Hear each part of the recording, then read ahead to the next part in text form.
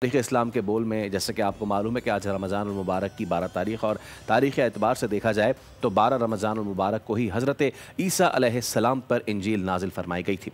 حضرت عیسیٰ علیہ السلام بنی اسرائیل میں مبعوث ہونے والے آخری نبی تھے۔ آپ صلی اللہ علیہ وسلم نے اپنی قوم کو خاتم الانبیاء حضرت محمد مصطفیٰ صلی اللہ علیہ وآلہ وسلم کی آمد کی خوشخبری بھی سنائی تھی۔ قرآن کریم کی سورہ مریم حضرت عیسیٰ علیہ السلام کی والدہ محترمہ کے نام پر ہے، جس میں حضرت مریم اور حضرت عیسیٰ علیہ السلام کا قصہ تفصیل کے ساتھ بیان کیا گیا ہے۔